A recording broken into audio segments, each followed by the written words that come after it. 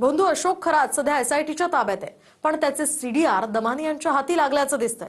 कारण खुद्द दमानी यांनी हा दावा केलाय, ज्यामध्ये खरात सोबत उपमुख्यमंत्री एकनाथ शिंदेंसह चाकणकरांचे कॉल्स झाल्याचं दमानी यांनी म्हटलंय. तर दरम्यान दमानी यांनी कुणाकुणाची यामध्ये नावं घेतली आहेत पाहूया. एकनाथ शिंदे यांचे तब्बल 17 कॉल्स हे अशोक खरातांना नॉर्मल सेलफोनवरनं झाले होते. अंजली दमानी यांनी बंधू अशोक खरातवरून मोठा दावा केलाय. खरातचे कॉल डिटेल्स रेकॉर्ड आपल्या हाती लागले असून त्यामध्ये एकनाथ शिंदे आणि खरातचे 17 कॉल्स झाल्याचा आरोप दमानी यांनी केलाय. फक्त शिंदेच नाही तर रुपाली चाकणकर, सुनील तटकरे, चंद्रकांत पाटील आणि मंत्री आशिष शेलार यांचेही कॉल्सचा खुलासा दमानिया यांनी केलाय. शिंदे आणि खरातमध्ये 17 कॉल्स झाले असून त्यातील एका कॉलमध्ये 21 मिनिटं शिंदे खरातशी बोलल्याचा दावा दमानिया यांचा आहे. आता बंधू खरातशी शिंदे कशासाठी बोलत होते त्याचा खुलासा शिंदेंनी करावा अशी मागणी दमानिया यांनी केली आहे. महाराष्ट्राचे उपमुख्यमंत्री एकनाथ शिंदे यांचे तब्बल 17 कॉल्स हे अशोक खरातांना नॉर्मल सेलफोनवरनं झाले होते. आता व्हॉट्सअप किती झाले आणि इतर किती झाले मला माहित नाही, पण 17 कॉलपैकी 10 इनकमिंग आणि 7 आउटगोईंग कॉल्स होते, ज्याच्यात सगळ्यात जास्त वेळ हे 21 मिनिटं यांच्यात संभाषण झालं. तर आत्ताच्या घटकेला जर महाराष्ट्राचे उपमुख्यमंत्री एकनाथ शिंदे हे जर अशा व्यक्तीला 17 त्यांचे कॉल झालेत, तर हे कशासाठी झालेत ह्याचं उत्तर एकनाथ शिंदेनी देणं गरजेचं आहे. एसआयटी मुख्यमंत्र्यांनी नेमलेली आहे आणि एसआयटी नेमल्यानंतर एसआयटी मध्ये कोणी कोणाला काय फोन केला आणि काय माहिती आहे याची सगळी माहिती लोकांच्या समोर होईल. राहिला प्रश्न फोन करण्याचा, अरे शिंदे साहेबांना, मुख्यमंत्र्यांना, मला किंवा अन्य काही नेत्यांना अनेक लोक दिवसातून फोन करत असतात, म्हणून आम्ही काय प्रत्येकाचा काय कॉल रेकॉर्ड ठेवत नाही. ठीक आहे, आता चौकशी जी आहे ती चौकशी होईल आणि सत्य लोकांच्या समोर येईल. फोन करणं काही चुकीचं आहे का, काही गुन्हा आहे का मला सांगा. की आता त्या खरात विषयी कोणाला काही कल्पना नव्हती, हा माणूस कसला आहे, कसा आहे. फोन करणे किंवा कधी भेट होणे याच्यामध्ये काही गुन्हा नसतो.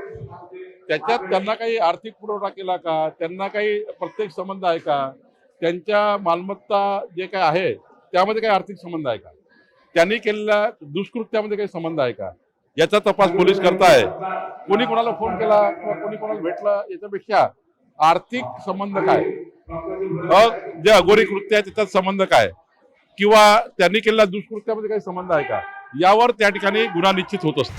खरातला फोन केलाही असेल तर तो गुन्हा नाही, त्याच्या कृत्यामध्ये सहभाग असेल तर तो गुन्हा ठरतो, असं सत्ताधारी भाजप आणि शिंदेच्या शिवसेनेचं म्हणणं आहे.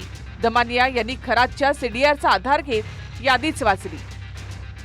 चाकणकर खरातमध्ये तब्बल 177 कॉल्स झाले असून 33,727 सेकंद म्हणजे 9 तास 22 मिनिटं 7 सेकंद बोलल्याचा दावा दमानिया यांचा आहे. चाकणकर यांची बहीण प्रतिभा चाकणकर आणि खरात यांच्यामध्ये सुद्धा 236 कॉल्स झाल्याचं दमानिया यांचं म्हणणं आहे. रुपाली चाकणकर यांचे एकूण 177 कॉल्स हे अशोक खरातांना झाले.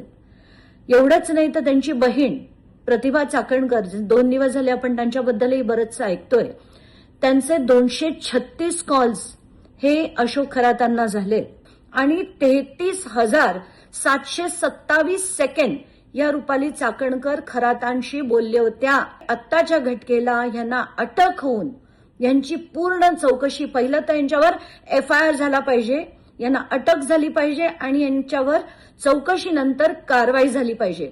कारण इतका वेळ कोणी कुठल्याही गुरुशी कधीही बोलत नाही. खरात सोबतचे शिंदेपासून ते अनेक आमदार मंत्र्यांचे फोटो समोर आले, पण खरात सोबतच्या फोन कॉल्समध्ये मंत्री चंद्रकांत पाटील, सुनील तटकरे, मंत्री आशिष शेलार यांचाही समावेश आहे. खरात आणि चंद्रकांत पाटलांमध्ये 8 कॉल्स, सुनील तटकरे 8 कॉल्स आणि शेलार यांचं खरात सोबत एकदा बोलणं झालं असं दमानिया यांनी म्हटलंय. चंद्रकांत पाटील जे भाजपचे पूर्व मंत्री होते त्यांचे 8 कॉल्स आहेत, सुनील तटकरे यांचे 8 कॉल्स आहेत आणि आशिष शेलार यांचा देखील 1 कॉल आहे. बंधू खरातवरून शिंदेच्या शिवसेनेचे आमदार केसरकर यांच्यावर देखील विरोधकांनी आरोप केले. याच केसरकरांचे निकटवर्तीय दीपक लोंढेंचे खरात सोबत 189 कॉल झाल्याचा दावा दमानिया यांचा आहे. दीपक लोंढे कोण आहेत? दीपक केसरकरांच्या अतिशय जवळचे व्यक्ती. यांचे 189 कॉल्स झालेले होते खरातांना, ते सुद्धा तब्बल 30,579 सेकंद. ही सगळी माहिती मी एसआयटी कडे देखील दिलेली आहे आणि याच्यावर पूर्ण चौकशी ही झाली पाहिजे.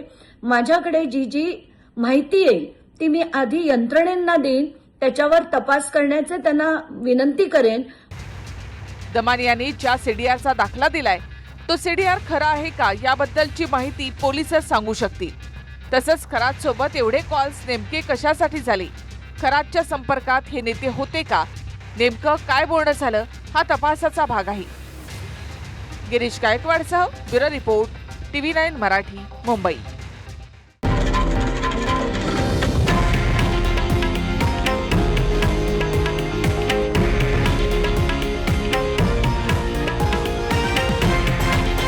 हे आहे देशातील नंबर 1 न्यूज नेटवर्क आणि आपण पाहत आहात TV9 मराठी, एकमेव.